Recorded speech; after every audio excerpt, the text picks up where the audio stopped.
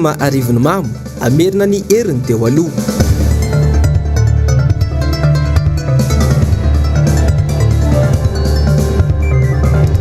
Olon-tsotra ao arivony mamo hafa ihany dada.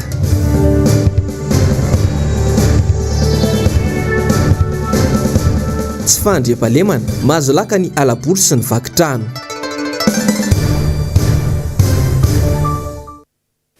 Tompoko lasy sy tompoko vavy ankafaliana sy ampitiavana hatrany ny tsodiako ny tokantranonao amin'ity arivany zoma faha-enina ny volana aogositra 2024 ity. Tonga soa indray ianao tanatin'ny fampalalam-baovao ny fahitalavitry ny MPS ka manasana mampanajana sy ampitiavana tenako anaraka izany hatramin'ny farany. Ny vaovao tsy fandriam-pahalemana avy hatrany ary ny antsika manokatra ny fiarana amin'ity arivariva ity. Efa tsy milamina intsony ny tanàna ankehitriny. Na mivoaka ny trano na tsy dia efa mitantaina ny rehetra na andro na alina. Ankoatra ireo fanafihana mitampiadiana sy ny fanendahana izay tena mirongatra ankehitriny dia tsy mitsambitomby ihany koa ny vakitrano sy ny alabotry. Anisan'ny miaina izany ny anivon'ny fokontany manaritso atsinanana. Tena toerana nanao ny fanadihadiana ny namana mpanao gazety Mialy Rarinombana Simano Randriamalala. Lakozia vaky, akoho very, lamba miahy eny tokotany misy mangalatra. Satonany amin'ireo fitarainana ataon'ireo mponina ankehitriny eny anivon'ireo fokontany ireo voatanisa ireo. Saika isan'andro no misy olona tonga mametraka fitoriana mikasika izay tsy fandriam-pahalemana izay. Tsy araka ireo mpitandro filaminana intsony ny fiandraketana izany no ny firoborobony ireo asa ratsy ireo.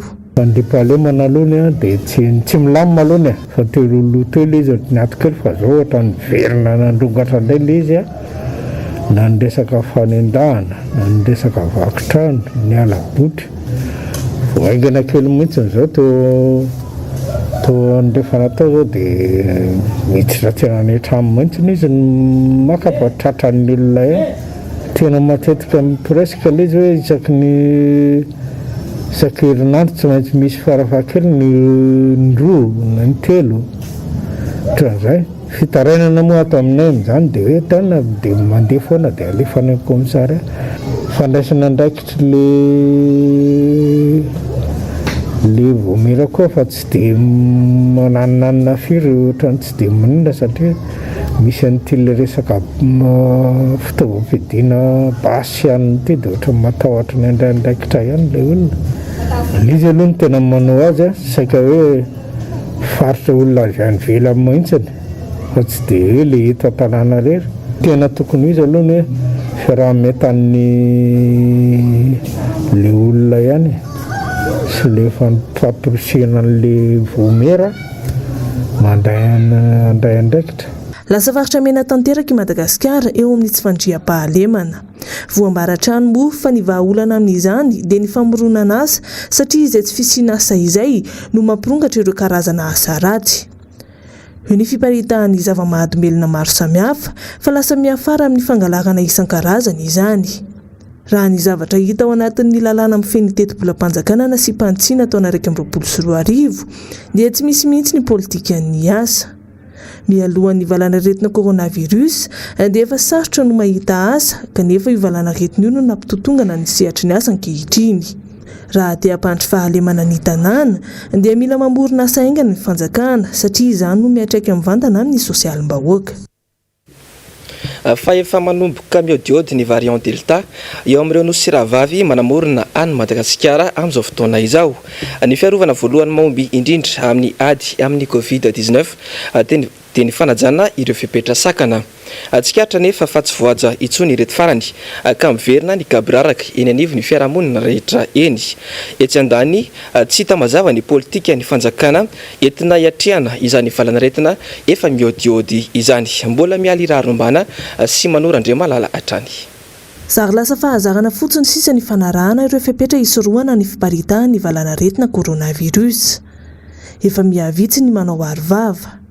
Ireo izay miditra birao ihany sisa no tena manao azy fa ny eny an-dalambe dia efa hita taratra fa tsy misy intsony ny fampiasana izany. Tsy misy intsony ny fanajana ny elanelana iray metatra na eny an-dalana na eny an-tsena na any an-trano na any anaty fiara. Ny gel désinfectant aza moa dia efa zarara misy mampiasa. Ireo fiara fitateram-bahoaka izao dia tsy ahitana izany intsony. Misy amin'ireo olom-pirenena ihany anefa no mahatsapa fa mbola ao anatin'ny aretina isika ka tokony hanohy ny fipetranapetraka hatrany ny rehetra. Sabe zany olona zao tsy manao pasipôsy. Raha misy aretina amin'izao mbola misy mila mitanjona ny tsirairay. Mahatonga izy le olona manao tsy manao an'le hoe fipetra amin'le fahasatanana tsy voentana le olona. Efa ohatrany hoe rehetra metapsa le fanentana. Amiko zany le izy le olona mihitsy zany tokony anao an'le fiarovana satria le zavatra efa aretina ohatry ny ainany isan'andro zany ohatra ireny aretina rehetra ireny hoe sery kohaka ohatray fa le izy zany misy dia anjaranao zany mieritreritra hoe tokony anao an'izao tokony aro tena. Ny olona samy manana ny toe-tsainy dia misy manao dia misy tsy manao. Aloha dia mbola ilaina mihitsy le izy dia aloha misoroka tsy izay mitsabo izy le fitenenana izay. Tsara no manamarika fa raha ny zavatra hita any ivelany dia anisan'ny tena mahery vaika raha oharina amin'ireo aretina hafa ny variant delta. Tsara kokoa ny fanjakana raha miomana amin'ireo fipetra fisorohana tsy hidirana amin'ny andiany fahatelo amin'ny ity valanaretina ity. Mila mafisina ihany koa ny fanentanana momba ny vaksiny ahafahan'ny rehetra manana hery fiarovana misimisy kokoa. Efa mambolana mantsy no lasa gaboraraka ny fampanajana ireo fipetra sakana. Mipetraka ihany koa ny fanontaniana ny hoe tena manana politika hiatrehana ny valanaretina tokoa ve ny fanjakana sa kosa adian'ny fanjakana ny fisiny. Ahoana ihany koa ny tedi-bola raha toa ka tafiditra eto amintsika ny variant delta. Ampy ve ireo fitaovana ara-pahasalamana? Raha tsy ahivina dia io tsy fahampian'ny fitaovana ara-pahasalamana io no nahatonga ireo malagasy maro namony ainy nandritra ny coronavirus andiany faharoa. Ny vaovao fanatanjahantena kosa indray dia niatrika ny lalao ampavalondalana ireo mpandray anjara ao anatin'ny lalao iadina ny tompon-dakana Analamanga androany teo amin'ny taranja basketball ho an'ny sokajy zazavavy latsaky ny 19 taona izany. Nisy fiantraikany tamin'ireo mpilalao ny fisiny valanaretina Covid-19 raha ny fanazavany tompon'andraikitra teo anivon'ny Analamanga Ligue Analamanga niresaka tamin'ny namana mpanao gazety NambijoVersitraka sy Tahirinaina. Tafiditra tao anatin'ny lalao ampavalondalana ho an'ny taranja basketball Skadji U16 ity lalao izay ny fanandrinan'ny klubany Asas ny Sepa izay samy miavetsy amin'ny 17 hektara ity ao anatin'ny Ligue Analamanga. Ny rava teo amin'ny isa 7 no 13 ny lalao ka nandresy ry zareo Sepa nisy ihany anefa ny fahasarotana teo an-kianja raha ny fanazavana. Nafinaritra le satria niaraka dolona dia efa ela ny tsy nanao match dia nafinaritra mety tsara le izy. Tsarotsarotra ihany satria tsy navoatazona ny performance ny dolo dia sarotsarotra lesika le tsy fiarahana mikotrana dia nitanjaka efa mety tsara nitanjona ho lasa national. Ny rava teo amin'ny adisala amin'ny baolina tamin'ny apa-efapitaona voalohany ary nanomboka teo amin'ny apa-efapitaona faharoa no nanomboka ny songona ary zareo avy amin'ny Sepa. Isan'ny nanano sarotra ny mpilalao tamin'ny ankilany ka mety ho nahatonga ny faharesena ny tsy fahampian'ny fanazarantena araka ny fanazavana. Nafinaritra satria niady le izy fa ny fotoana fotsiny savoritaka fa natao ohatrany tsy andeha mata. Tsy miassurer panier. Efa manomboka zatra miara-miasa fa mbola mila ezaka. Ohatrany hoe nenazo asaina daholo dia mora reraka sy ny tariny. Tanjon'ny mpilalao tsirairay ny ho lasa lavitra eo amin'ny taranja basketball toy izay ihany koa ny an'ny tompon'andraikitry ny ligy. Dia tsy nisy championnat tany amin'ny section nahazo nandray anjara daholo ny club rehetra 53 club nandray anjara tamin'ity toute catégorie ity. Misy match foana isaky ny weekend zany misy catégorie rehetra milalao teny amin'ny akamasony nanombohana anazy fa misy raha malala misy zavatra fa atao anatin'ny basket amin'ny critérium national le zao amin'izao fotoana zao dia ny fotoana enjikenjehana raha tsy ilazavatra ny U14 zao tsika andeha championnat national any Tamatavy manomboka Arapitso manomboka amin'ny Zoma dia miainga Arapitso daholo ny solotenana Analamanga. Isa-taona ny championnat régional tsy maintsy manatanteraka an'izany ligue paritra rehetra ahafahana mandefa solotena hiatrika ny championnat national. Iroso amin'ny lalao apa-efadalana indray ny fifaninanana ny herinandro ho avy izao ary miankina amin'izay valin'ny lalao izay no ahafahana mamantatra ireo izay tafakatra amin'ny fiadinan'ny tompon-dakana Analamanga.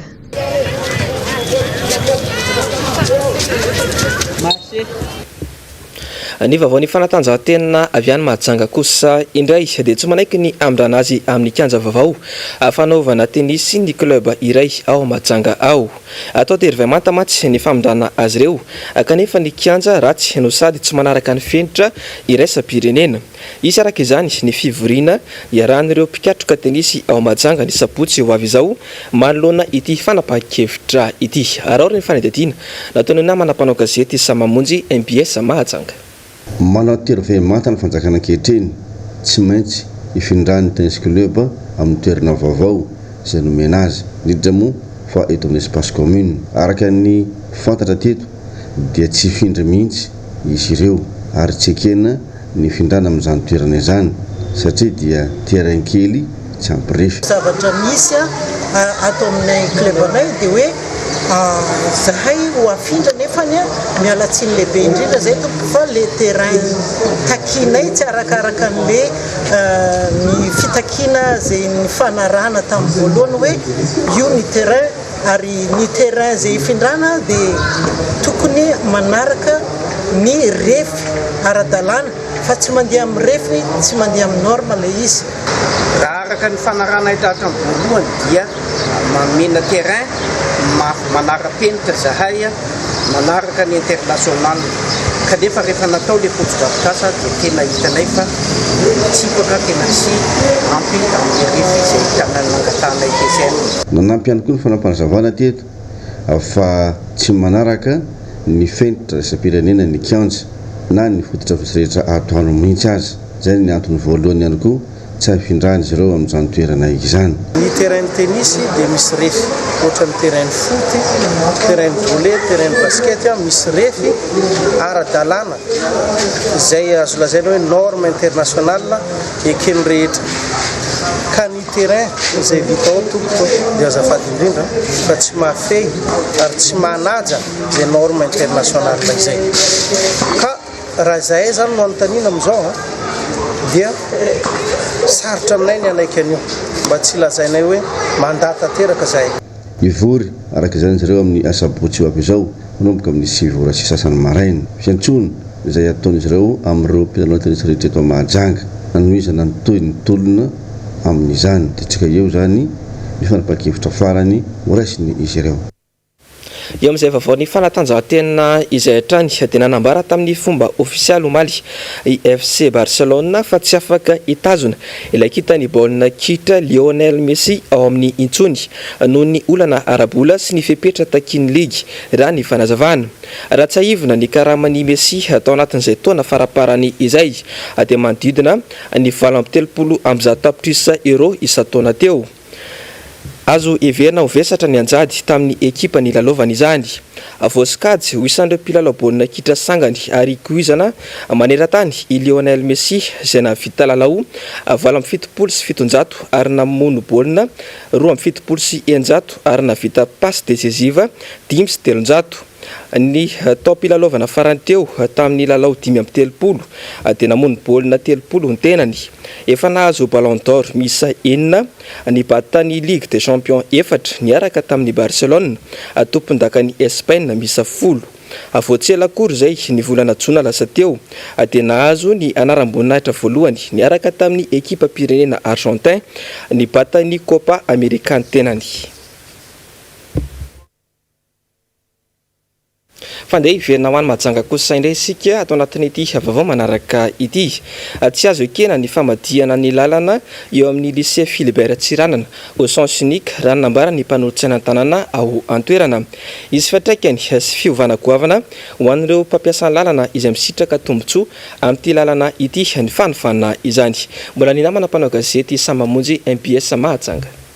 Ho avy indray ny fanimban-javatra eto Mahajanga amin'izao fotoana izao. Tsy vitany zeminazy izay patrimoine ifapotika dia hiditra indray amin'ny DRB eto amin'ny lycée ity indray izy ireo amin'izao fotoana izao. Nidina teto raha teo ireo commission andinika ny mahakasika an'izany. Fantatra teto fa atao lala sens unique ny lalany. Tsy malala sens unique azy ny olana fa matoa efa natao hatramin'izay i DRB ity double sens izany hoe afaka ahafahan'ny fiaranakiro famezivezy dia misy dikany izany. Mampanolo-tsaina ny tenanay dia nijery tena toerana izay ary manao an'izao fanambarana izao fa tsy manaiky ny anaovana an'izany lalana sens unique any ity arabe midina eto amin'ny tia filiperatsirana ity. Maro ny maso tombontsoa amin'izany arabe izany. Lalana anisan'ny voalohany nampamaivana ny fifamoivoizana teto Mahajanga dia na eno izay ary nahita maso mihitsy fa hofefena ny apahany lalana io ary ho atao lalana sens unique. Eto angambany dia tsara mampatsiahy hoe izy daholo no mahazo tombontsoa amin'io lalana lycée Philippe Beratsarana io. Mahazo tombontsoa voalohany amin'io dia ny fiarabe teo mifamezivezy ary matoy no namboarina lalana eo an-tragnon'izay tsy nisy nikitiana dia midika fa lalana fifamoivoizana tomobile fiarana koroa afaka mivezivezy ary mora kokoa ny afahana mifamezivezy. Fa manaraka an'izay dia lalana voatokana ho an'ny mpianatra ihany koa, mpianatra ao amin'ny lycée Philippe Beratsarana io na mpianatra ary amin'ny Sainte Jeanne d'Arc. Eto izahay dia tsy manaiky anaovana an'izany lalana izany ho sens unique. Hatreto ary dia manao antsoavy izahay ary mafisika etona fa amin'ny maha olombo fidinay tanàna Mahajanga voalohany no manao an'izany antsoavo izany ho an'ny mpitondram-panjakana rehetra na avy eto Mahajanga na avy any andrenivohitra Madagasikara. Ny vavamaresaka iraisam-pirenena indray dia misesisesy ny lozam-pifamoivoizana ao Kamerona ao tatoato na rahatrana sy nahafaty olona mihitsy moa izany lozam-pifamoivoizana ny fanisesy izany. Tsy andefitra malona izany ny ministera tompon'andraikitra fa andafepetra malona ny gabraraka sy ny tandrevaka ataondreo mpitatitra olona sy mpitatitra entana ireo izay mety hiafara amin'ny fampiatoana azy ireo amin'ny asany mihitsy moa izany sazy izany. Yando Miaratina sy Mateo Prince. Ny sesesy ny trangana lozam-pifamoivoizana tao Kamerona tatoato. Tato anaty ny 2 andro monja teo anelanela ny alarbisy alakamisy teo. Olona 70 farafakely no maty vokatry ny loza 3 niseho tamina tanàna samihafa tao an-toerana. Maro ireo naratra vokatry izany raha ny vaovao. Tranga voalohany ny alarbi teo atao amin'ny tanàna ny Makenene, fiara fitateram-bahoaka iray sy fiarabe na camion iray no nifandona. Olona 2 maty teo eo ary 70 no naratra. Ny alina ihany tao Awe, fiarabe mpitatitra olona mahazakatra amin'ny 70 isa no nifandona tamin'ny fiarabe mpitatitra hazo. Vokany olona 17 no maty izay tsy nisy nafantarana azy intsony. Maro ny naratra izay tsy maintsy nalefa teny amin'ny hopitaly lehibe. Lozam-pifamoivoizana fahatelo ny tranga omaly tao amin'ny faritra Obalabetenga izay nahafaty olona 12 vokatry ny fifandonana teo amin'ny fiara mpitatitra olona sy fiarabe mpitondra fasika. Efa matety pitranga lozam-pifamoivoizana tahaka izao tany an-toerana ary saika mamono olona avokoa izany raha nambara ny tompon'andraikitra. Raha tsy laza afa-tsy nitranga ny ny volana Desambra izay nahafaty olona 730, ny farany volana Janoary izay nahafatesan'ny olona 350 vokatry ny fifandonana teo amin'ny bus sy fiara mpitondra solika. Hoentitra manomboka izao ny fanaraha-maso sy ny fitsiriana ataon'ny ministera tompon'andraikitra manoloana ity tranga matety-piseho ity. No ny tandrevaka sy ny tsy fitandremana ataon'ireo mpitatitra no antony goavana mitarika izany raha nambaran'ny ministry ny fitaterana ao an-toerana Andriamatoa Jean Ernest Masena. No amafisiny fa hiafara amin'ny fampitsaharana sy fampiatoana ireo mpitatitra olona sy entana amin'ny asany raha mbola misy tranga tahaka izao ka minonana aratrana olona.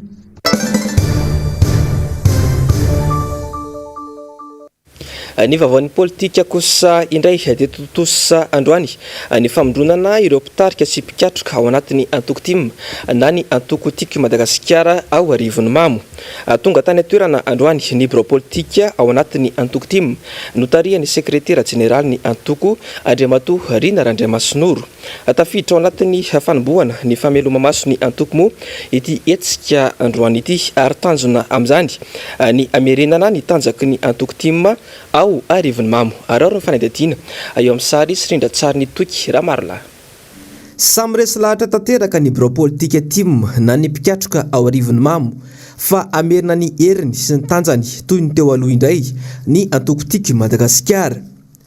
No tanterahana androany tokoa matsy ny fanombohana ny redynamisation na ny fameloma maso ny antokotim ao arivony mamo.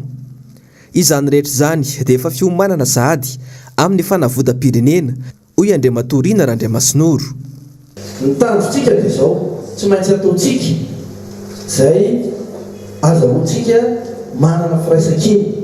Sokajin'olona samy hafa tsika io zany tonga teto fa nefany manana tanjona iray dia ny itovizantsika dia ny fahatsapana, ny faholiana manjary da firenentsika ny vahoaka malagasy ary ny fahatsapana fa tokony iray intsika hitondra vahaolana ho an'izany firenena zany. Ka io zany dia anentanana antsika rehetrarehetra ary zay tena antony redynamisation ny joroantsika rehetra ary ny iraisantsika rehetra iny na ianao efa nandalo tao amin'ny antokotiky Madagasikara na ianao mpanohana ny bata fotsiny na miaraka tao anatin'ny fifidianana tsy maintsy miray iny tsika satria ny firaisan-kinantsika no zava-dehibe ahavitana mavita zavatra.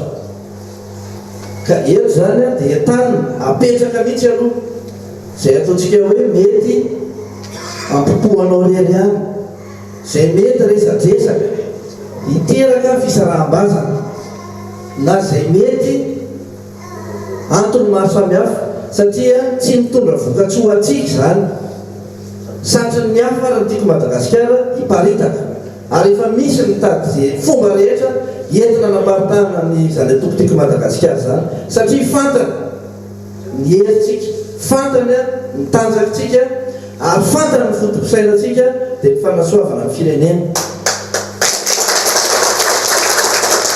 Fa ao tsika tsy ho sanatry ny vava ho tafiditra ao anatin'izany velam-pandrika zany.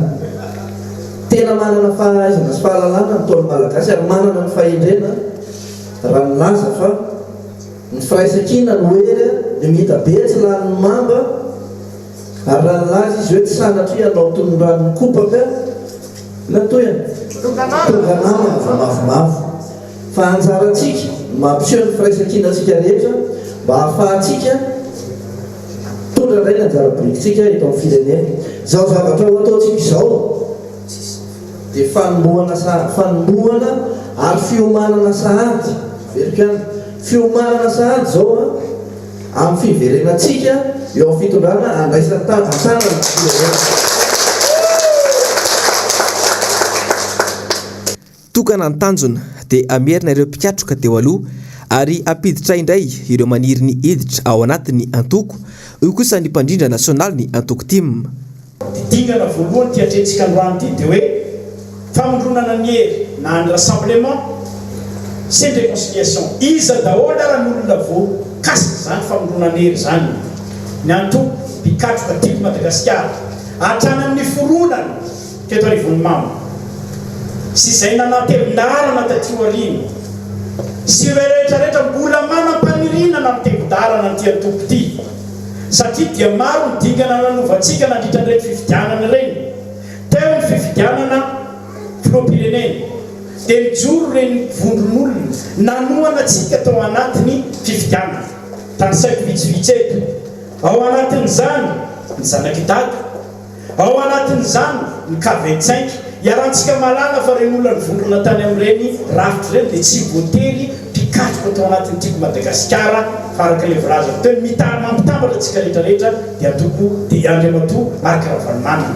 ireny sokajin'olona ireny zany zao no anisany hotonitsika na efa tonga manantona atsika raha zao fotoan'izao satria resy lahatra fa hiditra mpikatroka tiko Madagasikara eo ny KMMR raha nisy taty aminareo moa zany aravasoa ravatsara fa rafitra eran'ny Madagasikara ny resahako eto voampirehitra anatin'izany efa vorazako teo ny zanaky-dada sympathisant izy amin'ny teny vahiny fa le sympathisant zany dia le olona mandritry ny fifidianana izy dia makasitrahana na le candidatsika na ny fampelezakevitra na ny programa anasa rosotsika mandritry ireny fampelezakevitra resy na lesy lahatra azy dia tonga izy manampy antsika anjotsaka ny vatony ho an'ny candidat tiko Madagasikara reny ihany koa zany misokazon'olona tsy maintsy taontsika amin'izao fotoana izao mba tsy hijanona fotsiny rehefa vita ny fifidianana dia mijanona reny olona reny mangatsitsika any fotoamintsika mihitsy izy mba hiditra ho mpikatroka ho mpikambana tiako Madagasikara zay natsona ny teny vahiny hoe partisan politique. Ao anatin'izany ny tanora izay fa hita fa miroborobo amin'izao fotoana izao ny tanora tiako Madagasikara miainga tany amin'ireo hoe TMMR izy taloha tanora manohana ny marikaravalmanana amin'izao fotoana izao izy ezantsika ampidirina ao anatin'ny rafitra tiako Madagasikara mba handrafitra ny tanora tiako Madagasikara. Tsy miraviravin-tanana ihany koa amin'izao fa hitantsika efa miroborobo no analamanga no manomboka azy amin'izao fotoana izao ireo vehivavy tiako Madagasikara zay entanina manokana mihitsy satria ny vehivavy ny maro anisy eto amin'ity fireneny ity ary zany rehetrarehetra zany no tonga dia noho ny fahatsapan'ireo reny mpianakaviany ny olana mianjady amin'ny fiainana andavanandro ao anatin'ny mpianakaviany dia mametram-panontaniana rehetra ny mpianakaviana iny manao hoe fa inona loatra no mahatonga ny fitotongana ny vidim-piainana sy fahefa-mividina ao anisan-tokantrano politika daholo zany rehetrarehetra zany ka tsy tokony raviravin-tanana amin'izany itsika vehivavy reny mpianakaviana. Tamin'ity famondronana voalohany ireo mpikatroka anatin'ny team ao arivony mamo ireo moa dia efa nisady ny fampiofanana natolotra ho an'ireo mpikatroka ireo. Fa tamin'ity famondronana voalohany ireo mpikatroka anatin'ny antoko team ao arivony mamo ity moa no nilazan'ireo olon-tsotra sendranay fa tena hery lehibe ho azy ireo izao fihetsiky ny bureau politika ao anatin'ny antoko team izao. Nilaza ihany koa izy ireo fa hafa ihany ary tsisy mahasolo ny filoha marikaravalmanana izany. Ny antseprian'izay mbola eo amin'ny sary sy rindra-tsary ny toky raha maro la hatrany. Tena na zava-dehibe ny fidinana fotony bureau politika teto arivony mamo androany dia hita hoe ahoana moa zany ilazana azy atao ohatrany hoe mahavelom-bolo ny olona mihitsy zany ny fidinana fotony ohatr'izao satria tena natoritory ny tiako Madagasikara teto arivony mamo teo aloha somary nisy fahosaosana kely ny mpikambana indrindrandrindra moa ny mpikambana tanora tiako Madagasikara nytarihako teto somary nisy ohatrany hoe fikorosofahana kely satria nisy ohatrany sakana nazo anay fa noho izao redynamisation vita zao dia afaka miasa avy hatrany amin'izay zay ary afaka mijoro amin'izay amantoko politika matanjaka atsika tiako Madagasikara eto arivony mamo. Dia tena zava-dehibe ho anay aty fotony izao fahatongavanareo aty izao tena nanome aina nanome tanjaka nanome hery ny antoko team ato anatin'ny district mihitsy moa anarivony mamo ny fahatongavan'ny bureau politika fohy be ary tena riarianay satria tena nandrasanay izao satria tao nisy fotoana zany ohatrany somary natoritory angingina ny antoko team kanefa le olona zany tia hitrotra ao anatin'izay fiainana fahasarotam-piainana nisy sy iainany madinika amin'izao fotoana izao eto Madagasikara dia tena miandrandra ary tena mangetaheta an'izany hoe bureau politika fohy be manazava ny tena lalana izorany antoko sy ny foto-kevitra tena hijoroana manoloana an'izao fiainam-pirenena miasarotra miaenjana ao anatin'izao fiainan'ny malagasy mikorosofahan'izao. Hitako ny lesoko amin'izao mahazo ny firenena izay latsaka ao amin'ny fantrana lalina zao dia momba ny fitantanana ny firenena izay hita tsy mandeha amin'ny tokony ho izy tokoa amin'ny lafiny rehetra zany indrindra izay misy fiantraikany lehibe amin'izao ara-tsosialy izao mahazo ny vahoaka malagasy zay indrindra tokony nahatonga hoe hiditra ao amin'ny antoko Madagasikara satria hitako ny fitondrana ny fandimy rehetra tao amin'ny nandritra ny taona niasako na mpiasa-panjakana teo aloha fa tao amin'ny fitondran'ny président Ravalomanana zany ny fitantanana dia anisany matotra sy tsara tantana mihitsy amin'ny lafiny rehetra zany momba ny fitantanana ny firenena. Resy lahatra tanteraka ny amin'ny filoha Ravalomanana tsy voa izao fa hatry ny ainana hatramin'ny ainana ka hoe kristianina matahotra an'Andriamanitra izy resy lahatra tanteraka ary tsy nanana an'izany politika izany mahamadety raha tsy tamin'ny filoha Ravalomanana maro ka dia tao amin'ny antoko tiako Madagasikara. Olona kristianina sady matahotra an'Andriamanitra izy mivavaka tsy misy zavatra tsy vita an'Andriamanitra tompoko ny zavatra rehetra ary fantatra fa raha ohatra izy sitrapon'Andriamanitra ka tafaveriny amin'ny fitondrana za mino za matoko za manantena fa ivamy olona olana rehetra zay mahazo antsika amin'izao fotoana izao satria tena mahatsiaro ny kaikaiky daholo izao ny vahoaka rehetra na nenay amin'itony le resaka landy tony aza raha taloha zay mahalafo be dia be zay manko tena manao mihitsiny dia hita fahasahiranana amin'izao fa mino sady matoko mananteny zay fa ivany olana tompoko rehefa filora valomanana no eo amin'ny fitondrana rehetra mbavaka manokana mihitsy izy mba ho tafaverina soamantsara raha sitrapon'Andriamanitra. Tena nidirana tao amin'ny antoko ty matoko izany dia tena ny fitiavana ny président Ravalomanana ary tena nalahelo mihitsy no tsy nahatonga azy teo amin'ny toerana tsony fa mba nirina sy tena tiana izao dia mbola niverenany eo amin'ny fitondrana fa tena mijaly ny vahoaka amin'izao fotoana izao. Zay zany any tena mampalelo ahy mihitsy le fijalian'le vahoaka madinika nefa tamin'ny dadaka tena nafinaritra ny fiainany tena nahatsiaro fiainana tena niaina mihitsy fa ankehitriny dia ny tena ila tena malahelo ny vahoaka ny tena moa atao hoe tsy atao hoe tena hoe ny fahantrana zany fa miezaka fa tena misy ny ka tena mampalahelo noho ny amin'izao fitondrana izao fa ny fanindrinay zany ary tena tosoina mibavaka isan'andro mba hatongava amin'ny président Ravalomanana mbola hiverina hitondra ary hitsinjo ireo madinika ireo fa tena mampalahelo ny tena mampiresy lahatra amin'ilay antoko tim zany dia ny firaisan-kina tena mahafinaritra na misy ary ny disadisa satria izy tsy maintsy misy ny disadisa fa ny olon'ny tim koa zany dia manana fitiavana eny ohatra amin'ny mpitondra ihany satria Ravalomanana zany dia tena ho amin'ny mihitsy le fitiavana sy fanetretena fa nampikambana ato amin'ny tiako Madagasikara raha misy ary ny disadisa eo ihany ny disadisa fa ny fiarahana sy ny fankatiavana mbola misy ka dia nirina zany dia mba niverena ny dady amin'ny fitondrana raha sitrapon'Andriamanitra. Fa efa ao anatin'ny fanomanana tanteraka ny fankalazana ny faharotonana izay nitsorony amin'ny 10 aogositra ho avy izao ny rodiben'ny mpanohitra ho an'ny demokrasia eto Madagasikara na ny RMDM amin'izao fotoana izao. Nisy ny fidinana ifotony nataon'ny RMDM nasionaly sy ny avy amin'ny faritany teny amin'ny Magrobeoririka toerana anaovany ny lalonana tamin'ity androany ity mialy rarinombana sy tahiriny aina. Hiavaka ny fankalazana ny faharotaona nijoroan'ny RMDM amin'ny 10 volana aogositra ho avy izao izay atao eny amin'ny Magrobeoririka. Ankoatra ny lanonana entina namariana izay fitsingerenany taona nisiny izay, imasoana trano ny tanjona napetraky ny filompanorona ny vondrona Marc Ravalomanana sy ireo mpikambana rehetra manerana ny Madagasikara dia ny ampandroso ny firenena sy hitondra vahaolana ho amin'ny fahasahirana ny vahoaka malagasy. Nambaran'ireo mpikambana fa hitondra aina sy hainga vaovao an'ny firenena izao fankalazana izao. Matoa zahay rehetra avy amin'ny faritany tonga eto dia anyhery velona rehetra ny fankalazana ny RMDM fa tsy eto Antananarivo reny. Noho izay antony izay zany mihevitsy zahay avy amin'ny faritany fa hoe mba tokony fo vita amin'izay ny zavatra tsy mety tsy mampiray vahoaka malagasy ary mba tokony sy amin'izay koa fandriam-pahalemana manerana nosy amaha iray tsy mivaky vahoaka malagasy. Ka ny fankalazana ny faharoa taona ny RMDM dia heverinay fa hitondra aina vaovao ho an'ny firenena zany. Maha RMDM zay zany dia resaka fanitsina ny zavatra ataon'ny mpitondra tsy mety no atao. Ka eto zany mbola tsy resaka politika aloha no atao amin'io diso io fa resaka fety lanonana mifankafantatra ny any amin'ny faritany sy ny avy aty amin'ny bureau national. Tsy hanavahana anizana iza ny lanonana fanasana ireo mpikambana sy olon-drehetra na avy eto Antananarivo izy na avy any amin'ny faritra. Eo ny fankalazana fa ho amafisina ao anatin'izany ihany koa ny firaisan-kinan'ireo mpikambana rehetra. Tsy ny eto Antananarivo any no tonga eto fa na any amin'ny faritra aza dia tonga eto hankalazana izany fety manatantara eto amin'ny firenena izany.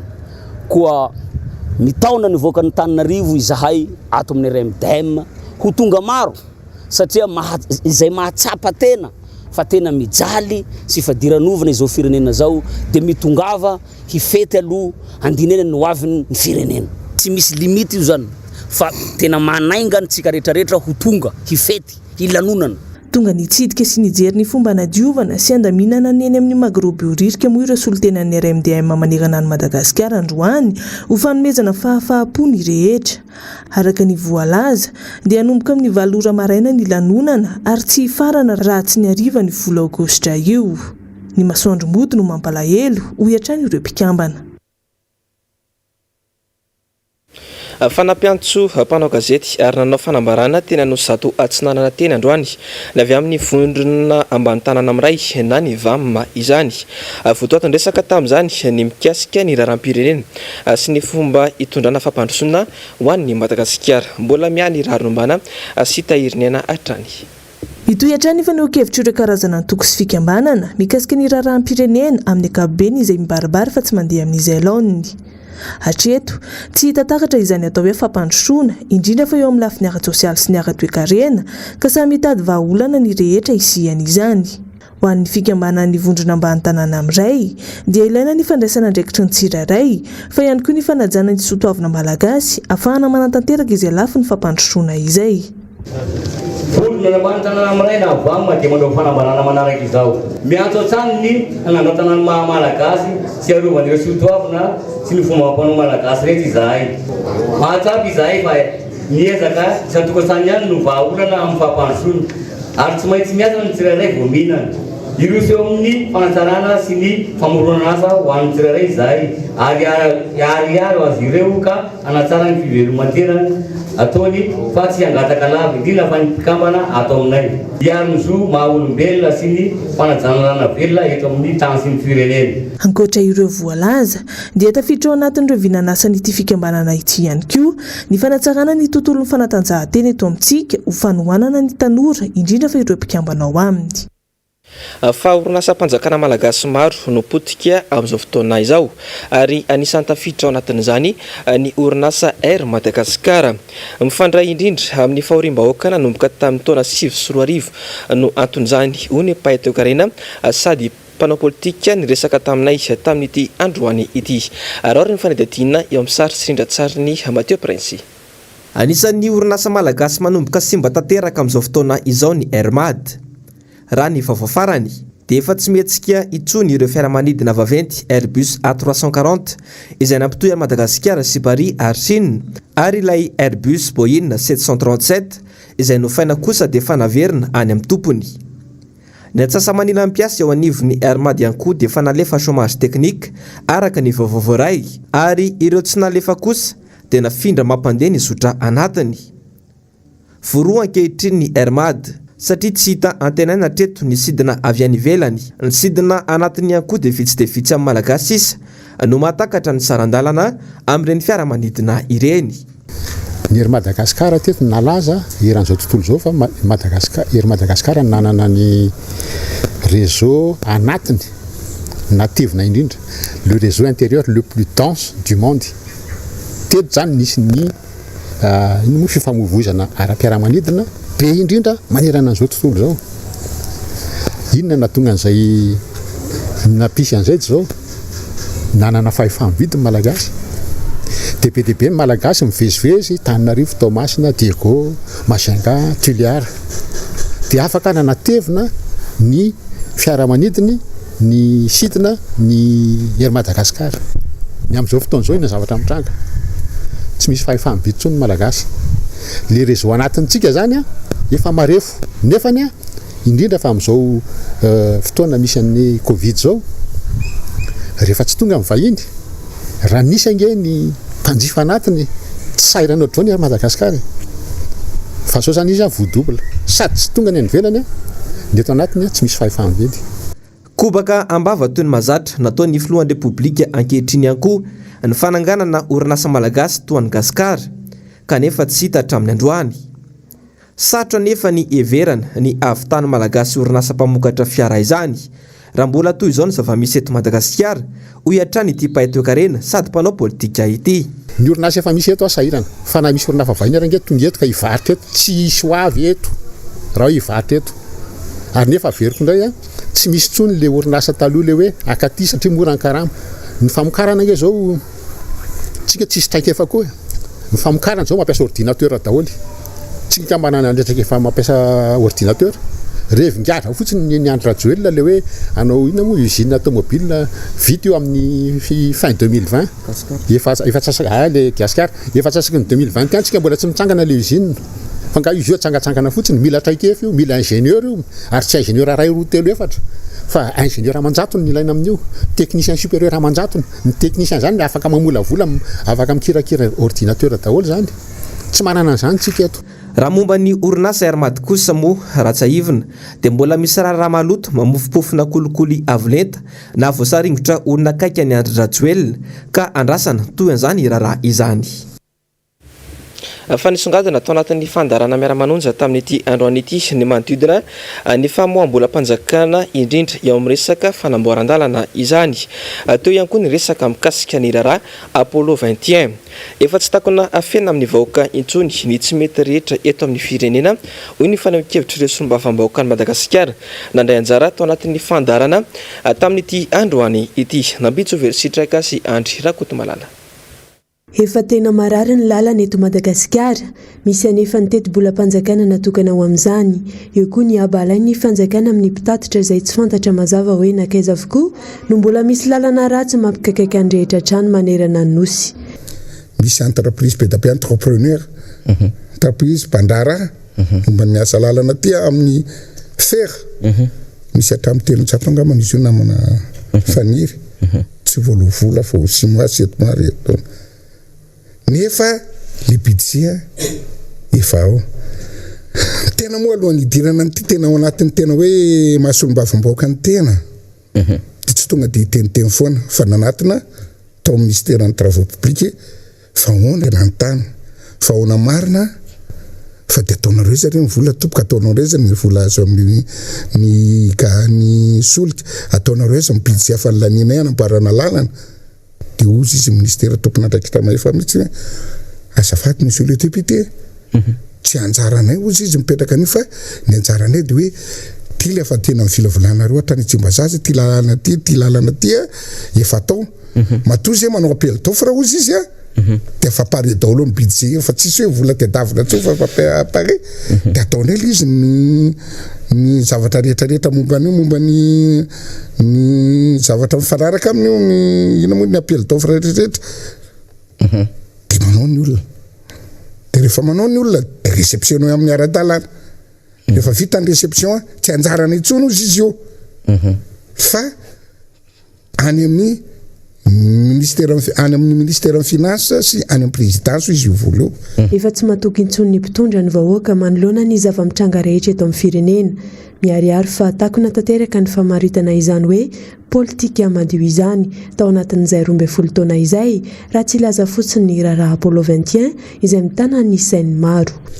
Fa raha ny tantarany izao fitondram-panjakana izao no jerentsika raha ny endrika ny dirany izao tamin'ny sehatra fitantanana ny raharaham-pirenena tany amin'ny zahatra ny konokononona tany amin'ny taona 9 sy 12 ary nitoy tamin'ny fanonganam-panjakana fa fakana ankerany fanjakana tsy ara-pomba demokratika tamin'ny taona 7 sy 12 dia tany zany dia efa hitantsika izay endrika fiasana mafia zany. Le mafia moa za tsy hita zay andikana azy amin'ny teny malagasy fa io ohatra ny amenina sy ny aleloha io Pablo Escobar sy fo miteny an'le izy fotsiny tsika dia efa ohatrany hoe fiteny iraisam-pirenena ilay voambolana hoe mafia fa tany amin'izany endrika fakana ny fahefana teo am-pelantanan'ny olona voafidim-bahoaka ny fanjakana voafidim-bahoaka tamin'izany fotoana izany dia efa tazantsika hita taratra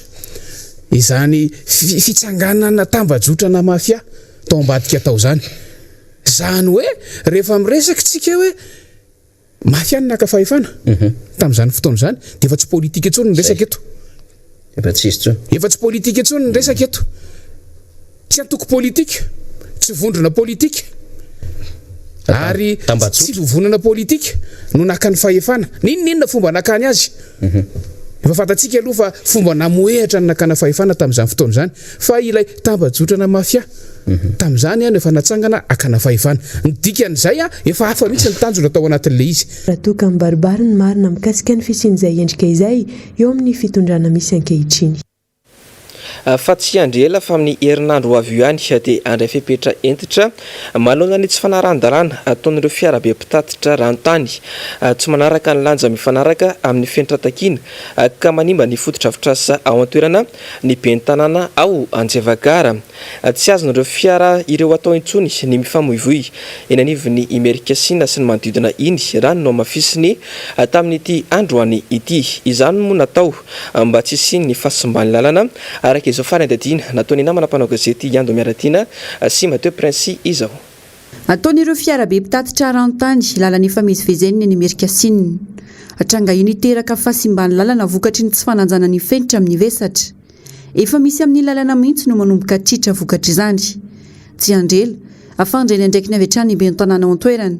Anatsahatra ny asa fitaterana izay tsy nahazona lalana no mbola tsy manaraka ny fenitra ihany koa. Raha mahita fa amin'izao fotoana izao be dia be ny camion mitatitra ranontany ety amin'ity lalan'ny Imerikasina ity izay tsy tokony atao amin'izay. Eo amin'ny 8 tonnes 16 tonnes eo any zany maximum ny capacité tokony zakany tony lalana tony. Ka dia efa misy fepetra zany ho raisin'ny commune izay voakasika, nisan'izany moa commune Ambomalaza sy commune Anjeva amin'ny famoahana fepetra tsy fandehanany ireny camion ireny amin'ity lalana Imerikasina ity satria raha mahita ny fanamboaran-dalana amin'izao fotoana izao fa tsy dia hoe araka ny tokony ho izy ka dia aleo misoroka hatrizay mitsabo dia hitantsika fa tsy maintsy misy fepetra iraisina aoriana kely ao amin'ny herinandro ambony farafahatarana. Ny hatreto aloha tsy misy mampafantatra ny commune ny izay camion mandalo raha tsy hoe ohatra ny hoe le maka ranontany zao ohatra ny hoe any amin'ny commune Ambohimanamboly izy ny maka dia lasa aty amin'ny lalana Anjeva aty Imerikasina izy ny mandeha, ireny zany mampafantatra satria misy autorisation mihina amin'ireny. Fa rehefa mifampiresaka moa tamin'ny ben'ny tanàna Ambohimanamboly ohatra ny dia tsy alefa mandeha aty amin'ny lalan'ny Imerikasina intsony ireny camion mitondra ranontany ireny fa alefa déviation zany makany amin'ireny piste na route communale ireny mba ahafahantsika mikojakoja n'ilay lalana izay hita fa tsara makaty Imerikasina. Ankoatra io mampitaraina ny mponina eny an-toerana ihany koa ny afitsiky ny tsy fandriam-pahalemana. Mirongo fitaovam-piadiana mihitsy ireo mpanao ratsy amin'ny fanatanterahana-jany. Vao tamin'ny talata alina amin'ny 1:10 alina hatramin'ny 2 maraina any zao misy attaque main armée tena eo amin'ny chef-lieu de la commune ao Anjevagara mihitsy ny gendarme tsy ampy 600 mètres nefa misy saha mamaky trano dia misy basy mihitsy moa zany miboaka tamin'izany. Ny olona zany ety ambanivohitra ho an'ilay fokontany manodidina dia mandritry lavoloa mazava ho azy misy olona efa tena tsy mipetraka mihitsy any an-tranony ihany fa mialokaloka any atsahany zavatra misy zany ary tatitra hazony aty anivon'ny commune dia anaovana antsoavy ihany koa zany. Eo aloha ny tompon'andraikitry ny gendarmerie izay misy any amin'ny poste avancé Anjeva fa somary tsy ampy mila renforcena kely. Eo ihany koa ny andromasom-pokon'olona ety fotony izay efa manao fa mazava ho azy araka ny tengotera mihoatra mibasy amatafondro dia mitsoka ilay olona rehefa avy eo rehefa tena hoe tonga ilay mpanafika dia azo lazaina zany fa tsy dia tena milamina aloha tao anatin'izay tapabolan'izay vaky fisoko moa zany itsy andaniny misy kely foana rehefa lasa le olona amin'ny alina izay manao andromasom-pokon'olona. Fa namela takaitra goavana amin'ny asa fampandrosoana ny tanàna ny fisian'ny valana retina Covid-19 ny atraika mivantana tamin'ny fiainan'ireo mponina izany. Eo andalam-panarenana tanteraka ny ao anivon'ny fiadidiana ny tanàna amin'izao fotoana izao ary tsy kely soroka amin'ny siny fampandrosoana na izany isam-batan'olona na ny tanàna iray manontolo mihitsy. Tsy vitan'ny tokana nefa izany fa mitaky fiara-miasa sy fiara-mientana rehetra izay anaovan'ny ben'ny tanàna Antsoavo amin'ny tompon'andraikitra rehetra. Dia izay ihany koa ry tompoko lahy sy tompoko vavy netiko manakatona ny fampalalambavao tamin'ity androany ity hisoraka ianao nanaraka izany hatramin'ny farany aza tonoana ny fandarana Global News aorian'izao fampalalambavao izao. Aorian'izay kosa ny fandarana Sailasao amin'ny endriny vaovao ary aorian'izay kosa no anarainao ny série mitondra lohateny Vampire de Reza ary ny horonan-tsary eny amin'izao atoditry ny MBS ho anao amin'ity alina ity kosa dia mitondra ny lohateny Clean Skin izay lalovin'ny Senbina moa izany horonan-tsary izany. Ny sampana fampalalambavao kosa dia mametraka ny mandrapitafa aminao ho amin'ny rampitso amin'ny fitora sy sasany feno matomboko.